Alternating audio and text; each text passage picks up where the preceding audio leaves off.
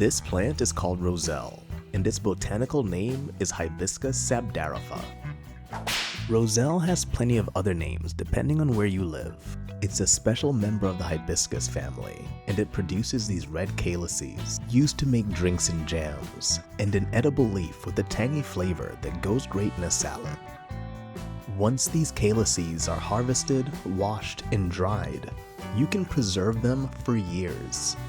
But the reason I grew these this year isn't just because they're delicious, but also because they allow me to teach you some organic chemistry, which we'll be using to make some pretty delicious things today, and learning not just how to make them, but why each step matters.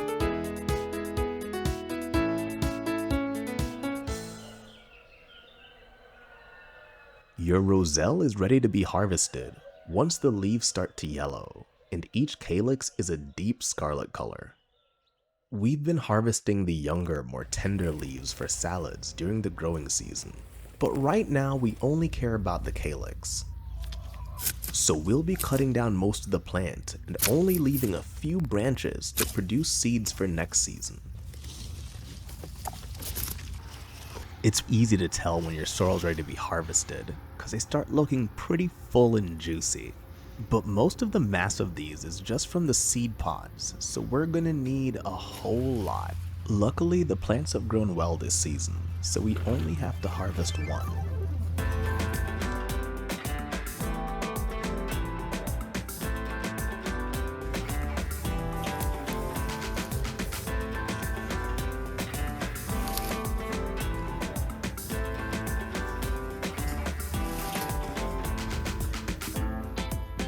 You're gonna want a nice sharp pair of kitchen scissors or garden shears to harvest these, because they're attached to the plant by a very fibrous stem.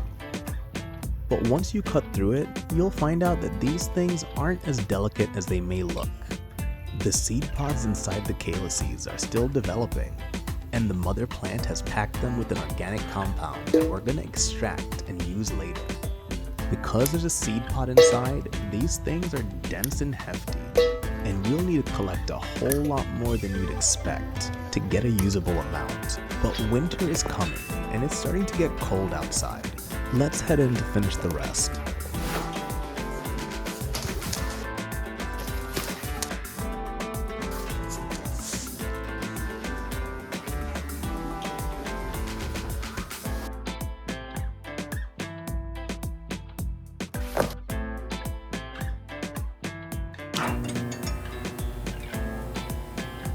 All the Roselle you see here comes from about a third of a plant, so you don't need much for a good harvest.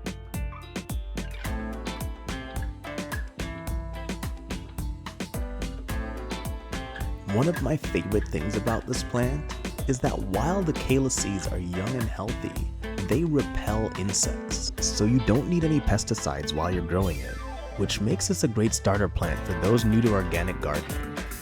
As soon as we're done harvesting, we have to make sure that every single calyx is clean. And luckily we built something recently that's pretty perfect for that. With our air compressor and our bucket bubbler, we can avoid having to wash these by hand. Our cleaning solution is a bucket of clear tap water mixed with a few tablespoons of white vinegar. This cleaning solution is really gentle and won't ruin the quality of your produce, while the bubbling action does a surprisingly good job of cleaning any little bits of debris that might get stuck in the calyces.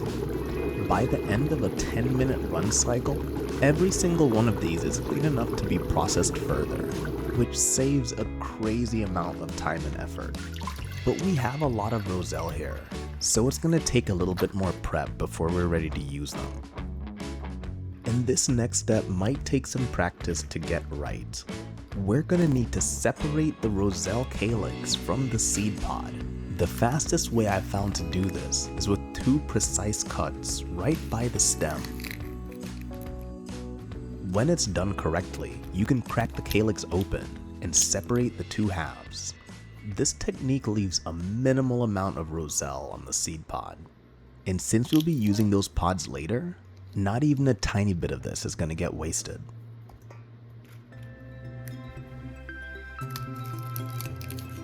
For me, this process is almost meditative. Like, sure, I might be playing with a knife right now, and wet Roselle is pretty slippery, but there are so many things to enjoy about this process. From the crunchy snap every time you pop a half of Roselle open, to the tangy sweet crimson syrup that collects on your knife and hands once you've been working with these for a while. And maybe it has something to do with the time of year that these are ready, since it comes right around the holidays. But I'm always in a peaceful and thankful mood whenever I get this done. And don't get me wrong, it's still work. I always have at least a few hundred of these to go through. By the end of it, my fingers are screaming. And that's even if I somehow manage to avoid cutting myself. But honestly, that always seems to fade away as I get closer to being done. And it's a good reminder that on the other end of hard work and mild to moderate suffering, there's normally something pretty good waiting for you on the other side. Even if that something is just the self-satisfaction of a job well done.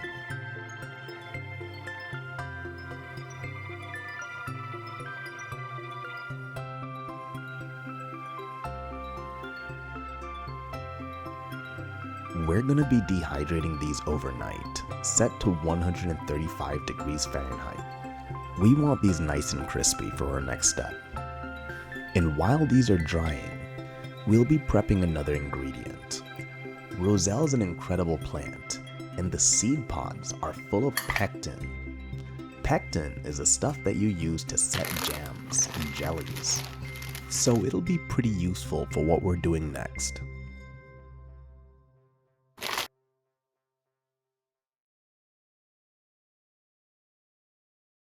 One of the best things about these seed pods is that you can collect them once a year and stick them in the freezer till you want to use them. Get out of here, Cleo. So that's where these are going. We'll get back to them later. For now, we're going to use some of this fresh Roselle to make some jam. This quart-sized Ziploc bag holds about 3 cups of our Roselle calyx. So that's what we'll be using to make our jam today.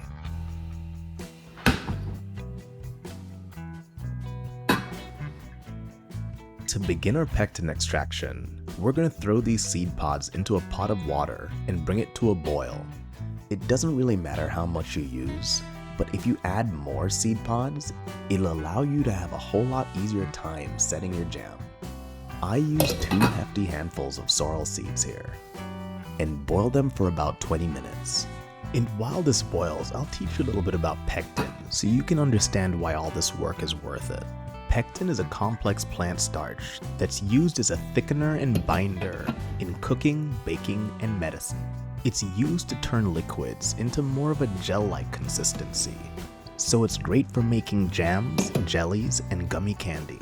The stuff in the grocery stores normally comes from orange peels, but it's impossible to extract pectin from those in a home setting without it tasting like shit, so Roselle's a great alternative. You want to boil the seeds until they become translucent, which gives the pods time to break down and allows the pectin inside of them to bind with the water. We can tell that our pectin has been fully extracted, not only because the seed pods are translucent, but also because the texture of our liquid changes. This wobble is exactly what you're looking for.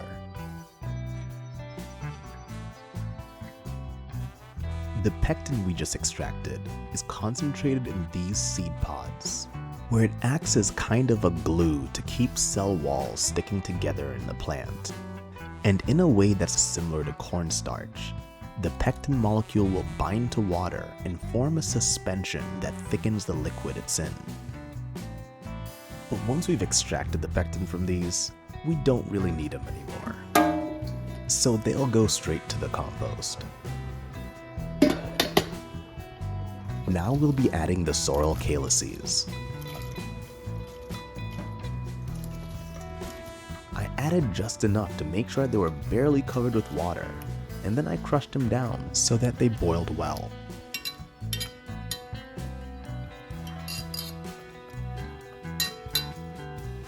We'll put these on a gentle simmer for 30 to 45 minutes.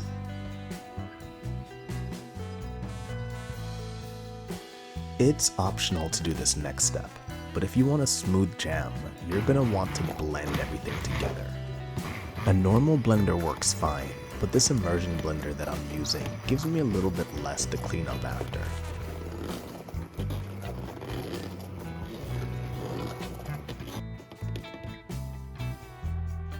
After boiling and maybe blending your sorrel, we want to add equal parts of sugar by volume to this mix.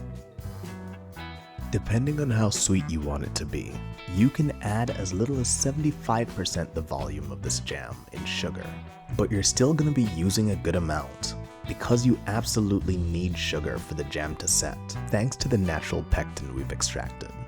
Go to your local grocery store if you want to make this recipe with no sugar. If you're using equal parts of puree and sugar like me, your jam will set quickly, but if you decrease the amount of sugar, you may have to simmer for twice as long in the next step. As we heat up our jam, the sugar will attract water molecules. And because most, if not all, of the water molecules are bound to both pectin and glucose, heating this whole thing appropriately causes a lattice-like structure to form, allowing this liquid to present more like a gel.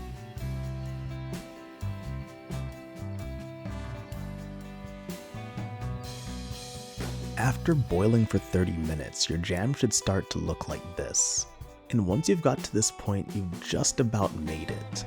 But there's one last step before this is ready to go. Citric and ascorbic acids, the active ingredients in lemon juice, act as a preservative and flavor enhancer. It lowers the pH of whatever you're cooking, which inhibits the growth of bacteria, while preserving this deep red color we extracted from the sorrel calyces.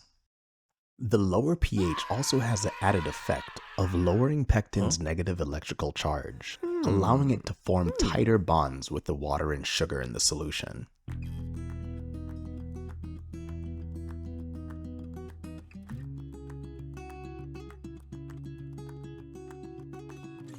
These are going to be allowed to set in the fridge overnight. We'll come back to it for breakfast. Early the next morning, we checked on the dehydrated sorrel.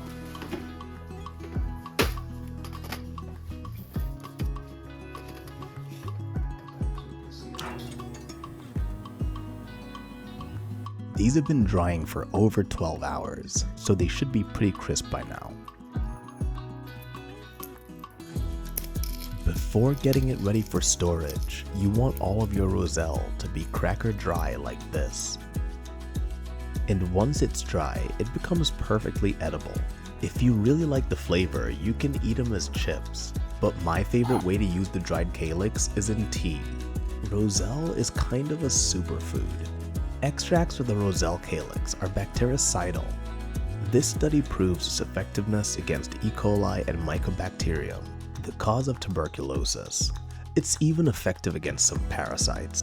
Extracts were antibacterial, antioxidant, nephro and hepatoprotective, diuretic, anti-cholesterol, anti-diabetic, anti-hypertensive. But I'm not a doctor anymore. I'm a farmer. Who cares about the medical benefits? Does it taste good?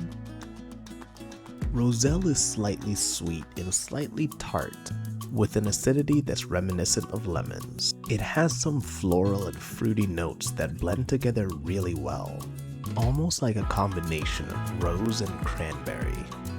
So yeah, it tastes pretty good, and we'll be doing everything in our power to preserve that flavor for as long as we can.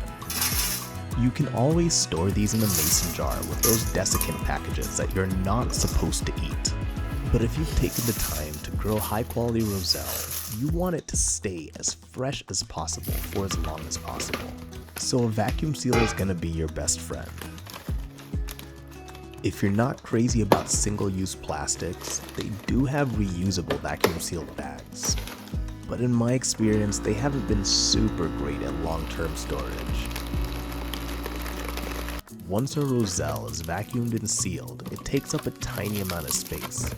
It's actually a little insulting that I spent an entire day working to process an amount that fits in a single hand. But now that it's dried, it's also concentrated, so we'll only need a few tablespoons of sorrel to make our next set of jam. After popping one of our frozen biscuits in the oven, we were ready to test out our jam. Thanks to our home-brewed pectin extract, our jam has set incredibly and has the perfect texture for spreading on biscuits and toast. If you only ate with your eyes, this one's definitely a winner. And the taste is unbelievable. This is a recipe that's always going to be on my holiday hit list. So after a few weeks, I always make sure to go collect some seeds for next season. This will be going in the ground next spring when it's warm enough. But we're going to need more for the whole farm. That's a bit better. That'll be all for today. I'll see you next time.